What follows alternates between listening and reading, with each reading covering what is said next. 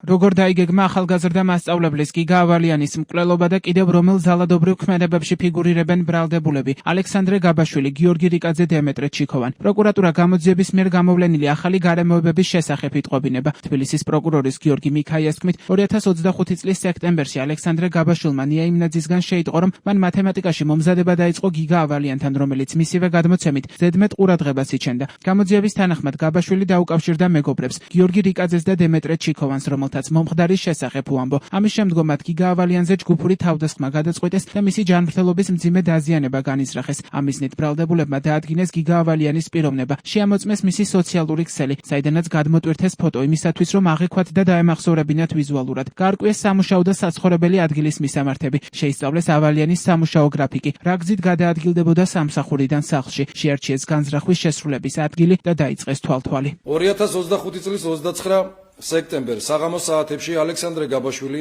გიორგი რიკაძე და დემეტრე ჩიქოვანი ანგარის სწორების მიზნით მივიდნენ ქალაქ თბილისში ზღვის უბნის დასახლებაში მდებარე სასწავლო ცენტრთან, სადაც მოაწყვეს ჩასაფრება და შექმნილი ჰქონდათ ყველა პირობა იმისათვის, რომ გიგა ავალიანს თავს დასხმოდნენ და მიეყენებინათ ჯანმრთელობის მძიმე დაზიანება.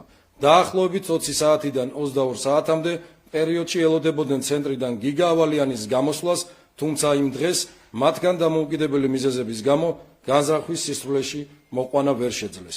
2025 წლის 1 ოქტომბერს ალექსანდრე გაბაშვილის, გიორგი რიკაძისა და დემეტრე ჩიქოვანის მიერ შემუშავებული გეგმის მიხედვით ალექსანდრე გაბაშვილმა და გიორგი რიკაძემ სისრულეში მოიყვანეს განზრახვა. კერძოდ, დაახლოებით 22 საათსა და 20 წუთზე ქალაქ თბილისი, ზღვის უბნის დასახლება, მე-11 მიკრორაიონი, მესამე კვარტალი, ნომერ 56A კორპუსის მიმდებარე ტერიტორიაზე ალექსანდრე გაბაშვილი და გიორგი რიკაძე ჯგუფურად თავს დაესწრნენ გიგა ავალიანს, რომელმაც თავდასხმის შედეგად ჯანმრთელობის მძიმე დაზიანება მიიღო.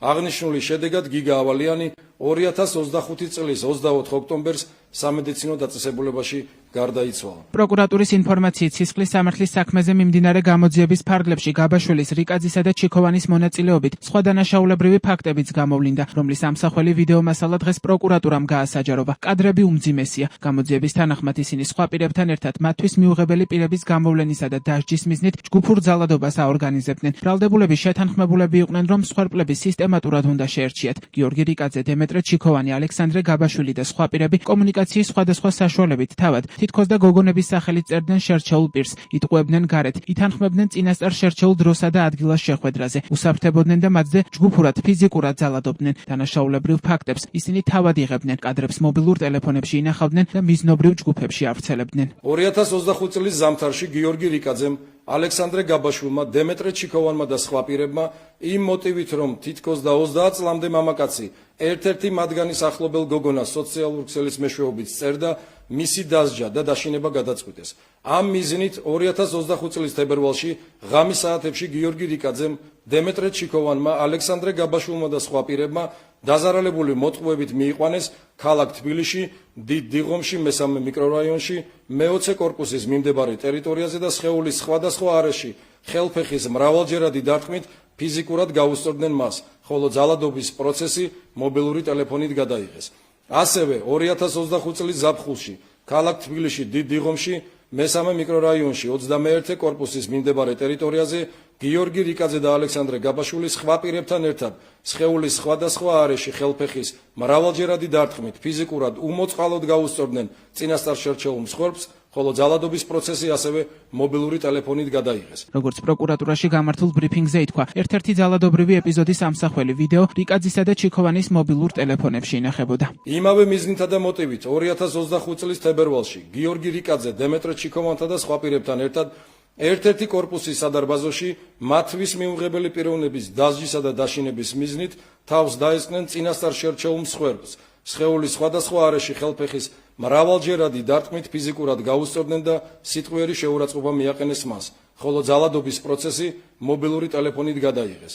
2025 წლის სექტემბრის დასაწყისში დაახლოებით 21 საათიდან 22 საათამდე დროის შუალედში ქალაქ თბილისში, დიდ დიღომში, მესამე მიკრორაიონში მდებარე ახალ სკვერში დემეტრე ჩიქოვანი და სხვა პირები ფიზიკურად გაუსწორდნენ იქ მყოფ ახალგაზრდებს. თავს დაესხნენ დაზარალებულებს და სხეულის არეში ხელფეხის მრავალჯერადი დარტყმის შედეგად ფიზიკურად გაუსწორდნენ მათ. პროკურატურაში გამართულ ბრიფინგს ემოციური ვიდეო მიმართვით გამოეხმაურა მოკლული მასწავლებლის გიგა ავალიანის დედა ეკა კუპატაძე. შოკი მაქვს ხალხო, არ შემიძლია. ვიცი რომ თქვენ შოკი გაქვთ. მადლობა პროკურატურას.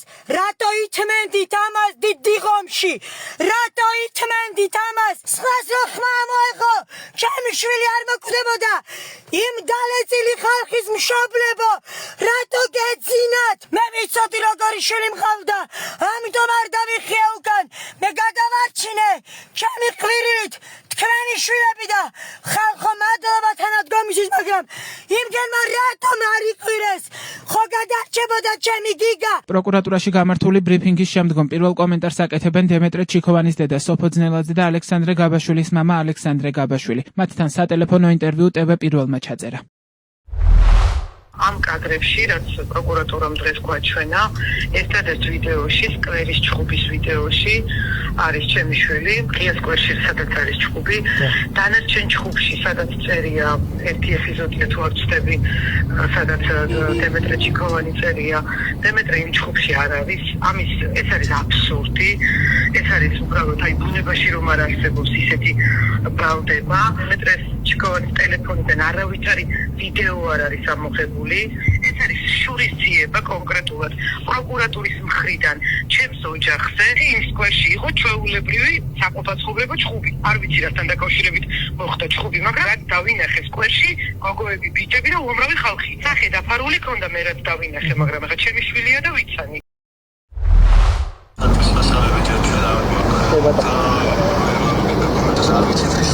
მასალები არ გადავახსენე, რომ საკმელი არაფერი არ არის. ზოგადად ვიცი, რომ რაღაცა ერთი სიმღერი ვიდეო პოვეს ვიღაცა ბავშვს, არა ჩემს შვილს ტელეფონში, რაღაცა ჭუბი ჩაასვა. ამის მეტი მე ინფორმაცია არ მაქვს.